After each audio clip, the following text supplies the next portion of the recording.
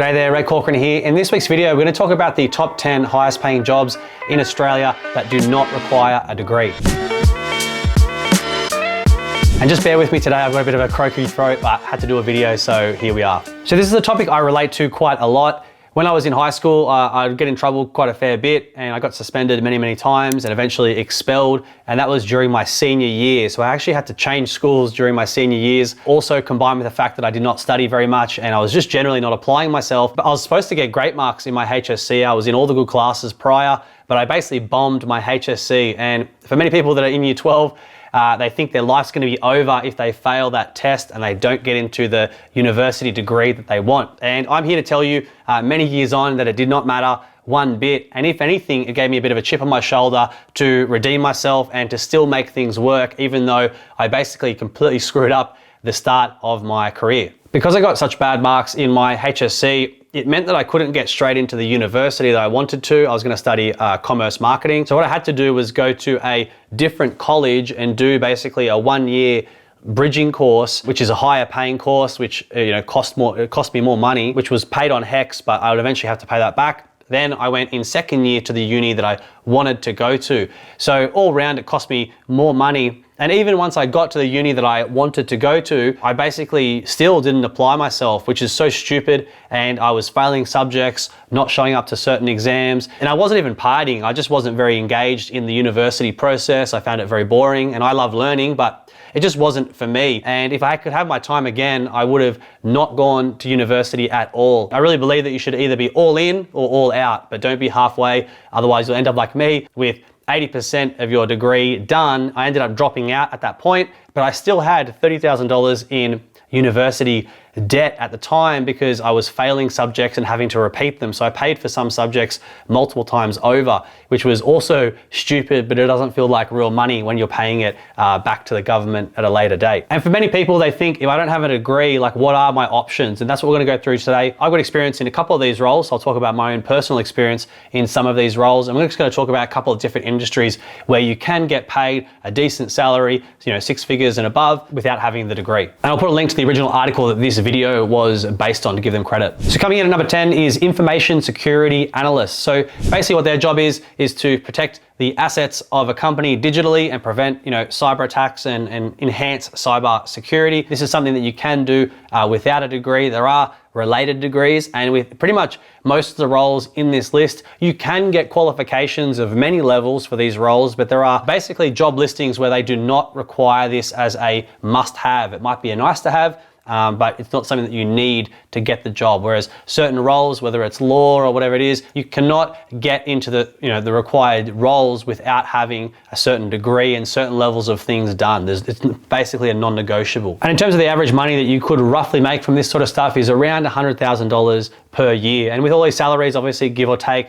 if you're really good, it'll be higher. If you're very entry level, it'll be generally lower. Coming in at number 9 is Hospitality and Special Accommodation Managers. So people that manage, whether it's retirement villages or casino managers. There's also Airbnb sort of managers and that sort of stuff. Many of those do not require a degree. Often you just work your way up through the ranks in more junior roles in the industry, and then you can move your way up to a management role within that. And in terms of average numbers, it can be around $104,000 per year for that type of role. Coming in at number 8 is software developers. Now, this is one I really like. If you are someone that is tech inclined and is happy to do that kind of work, if you're not techie and you don't want to do it, please don't think, oh, the money could be good, so I'll do it. Only do it if you're actually into it, because I think it'd be pretty miserable work if you didn't actually love it to some extent. The good thing about software developers is, software developers, they might have early roles that start, it could be 80K, 100K or whatever it is, but the roles can go up to several $100,000 per year. So it's really a role that you could grow into quite substantial income. So I do like this one. If you're very tech inclined, you can be very in demand. And one thing I've found with a lot of these tech and IT roles, many of them only care about what you can do and the quality of your work and how switched on you are and how much you can actually deliver versus you went to this university and you did that sort of stuff. Of course, there are some degrees and courses related to all of the roles that we'll go through today, and that might enhance your chances of getting a role. But ultimately, there are many companies that if they can just see that you can do the work, you're really, really good at it, and you do perfect bulletproof code, then that's going to be very, very valuable. They couldn't care less about the paper as long as you can do what you need to do. Number 7 is a business and systems analyst. So this is in the IT space. I actually was a business analyst for a little bit throughout my career. And to be honest with you, the only reason I did it was because I heard the pay could be amazing. And I started off on about $75,000. A lot of people at the time, at least when I was doing it, they would often go for a contractor rate because they could sometimes get paid substantially more. So it was not uncommon for very, very junior roles even to get paid $400, $500, $600 a day. And then you would have people getting paid $1,000 a day, $1,100, $1,200 a day and above for more senior people. So you might not get the big bucks straight away, but there is some huge money, especially in IT contracting. You get paid a little bit extra because you don't get paid when you're not working and some of the other perks. I didn't find it interesting almost at all, to be honest, but I did it because my buddy was doing it and he said, hey, you should really try and get a role in this space. You can get paid great money. And it was true. And a lot of people were getting paid very, very well, but the work was dry as shit. So I wouldn't really recommend it unless you're really into that sort of stuff. But it was a good option. And the thing I like about it specifically for IT contracting is you can do a role where you get paid, say, $400 a day or whatever, and then you might have a contract that goes for 6 or 12 months or whatever it is. At the end of the contract, you can go find another contract somewhere else and get paid $500, $600, $700 and plus per day. Whereas if you're in a day job, sometimes you might have to wait a few years for like a proper pay review, where if I'm jumping company, potentially I'm doing 6 months here, 12 months there, 18 months there, I can have the pay conversation much more frequently, which means you can get paid a lot more, a lot sooner. And this is where recruiters really come into the play. You do want to have multiple recruiters on your books and build relationships with them, establish yourself as a really strong candidate. Because if they know that you're a gun, you're well-spoken, you're technically sound, but you also have great people skills, they're gonna know that you're an easy person to place and they have confidence putting you in front of their client, the employer, and it's gonna be much easier for you to get a role and to get more rapid pay rises. I've heard of many people doing quite quick jumps in their career, provided they were talented. So if you're talented, it can be a bit of a faster track versus maybe slowly going in a normal sort of 9-to-5 role. So number 6 is marketing managers. This is something I've got personal experience with. Obviously I run a marketing agency now, grow.com.au. This is definitely one where you do not need a degree. And while it does help, and some employers would prefer that you had a marketing degree before even looking at your application, that is not true for 100% of companies. Some companies could care less what degree you had. They mainly care about the type of person you are, the quality of your work, what have you actually done, what do you know how to do. And this is an important point. My value to a company, like if I was to work a 9-to-5 for someone else, they would see that I can do Facebook ads, I can do email marketing, I can do copywriting and AdWords and all these different things I've taught myself how to do. If you are looking at different roles, I would ask, what can you actually do? What skills have you learned? What tasks could you do for me as an employer? And once you start to think like that, you'll start to build a much better candidate, whether you have your own business later or whether you have a 9-to-5 job now that you're looking for. Look at what actual skills, what tasks could you do for someone to a high level? Because that's what they're gonna hire you for, to do tasks. Think about that. Some people are too fixed on the idea of, I'll get the degree and then I'll rock up a total peanut to the company and have no idea about anything. That's not really useful to them. If you want to be whether you're a graduate or you're a bit older, regardless, you're going to be paid for the skills and what tasks you can deliver and to the standard that, what standard you can deliver them. So keep that in mind regardless of which role that you go for. Number 5 is human resource managers or HR managers. So they deal with all the feelings and emotions within a company about all the workplace relations kind of stuff inside an organization. You do not need a degree. As always, there's other qualifications you can get, but this is something definitely that you can get your foot in the door with without a degree. So if there's something you're looking at doing, some of the pay for this kind of role can be around $140,000 a year, give or take. Some get paid less, some get paid more. But overall, this is a great one, especially if you like relating to people and helping people and you're someone that has a good EQ. You can really help to bring people together in a company so they can reach their corporate goals a lot quicker. Number 4 is chief executives and managing directors. So basically people that are running the company. Obviously the salaries for this can be wildly different. Many of them are starting around $150,000 and then up. Obviously people can get paid millions of dollars per year.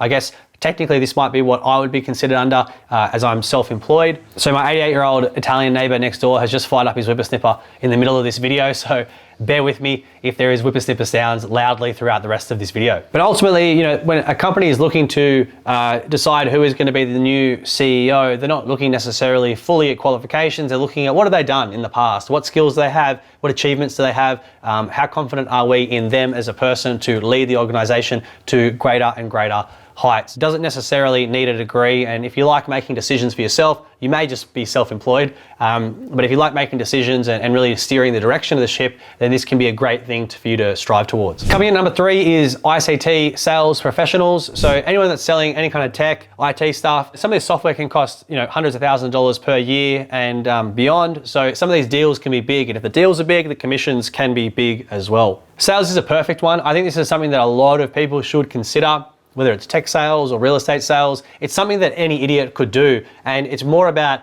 are you good with soft skills? Are you committed? Are you consistent? Are you not scared to pick up the phone? Are you good with follow-up? All that sort of stuff you do not need a degree for. So this can be a great one if you're someone that, hasn't gone the traditional university route, but you want to make some good money. If you learn how to sell, I actually think many people should learn how to sell regardless of what industry they're in, because it's such a versatile skill. Regardless of where I go, I know how to explain the benefits of a product, tell someone how it's going to improve their life, and also help them realize that they need to make a decision to buy that product because it's going to make their life better. It's such a powerful skill. Very few people can do it well, but there's no reason why you can't learn it. There's so much great stuff online. I was largely self-taught through my own practice and learning online, and that has been one of the best decisions I've ever made in terms of building my skill set. Coming in at number 2 is chemical, gas, or power plant operators. So I know literally nothing about this industry, but if you are someone that is working on some of these places, they can earn upwards of a couple $100,000 per year, and often they do not require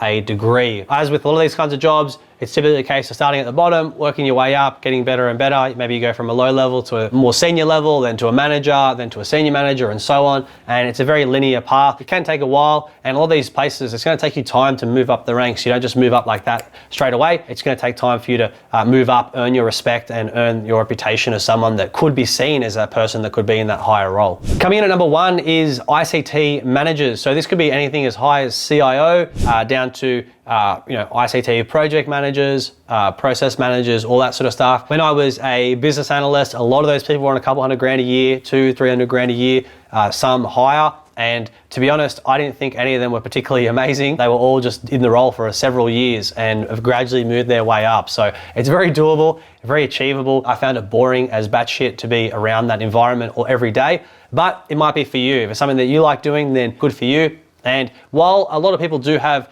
degrees in this space, it's definitely not a case of every company requires a high level degree from a high level university. It's definitely something where you can work your way up the ranks. And there's so many people that go, start off as a support analyst or a process analyst or a junior BA, business analyst, and they kind of weasel their way up and establish themselves within a company, get the experience, and then maybe they move to another company to get a real big pay rise from there as they've built a longer and longer career. And one thing this list doesn't cover is just people working in trades. Now, you don't need technically a degree. You do need usually some sort of apprenticeship under your belt, but for a lot of people that aren't degree qualified, they thrive in practical environments where they can use their hands or do stuff that's a little bit more physical or in person. I don't want to discount that stuff as well, because that can be a fantastic career path, and especially when you combine that with business ownership, it can be a powerful way for you to make money. So I hope you found that useful. If there's any jobs that you think should have made this list, or any other jobs that we missed that pay really, really well but don't need a degree, let me know in the comments below.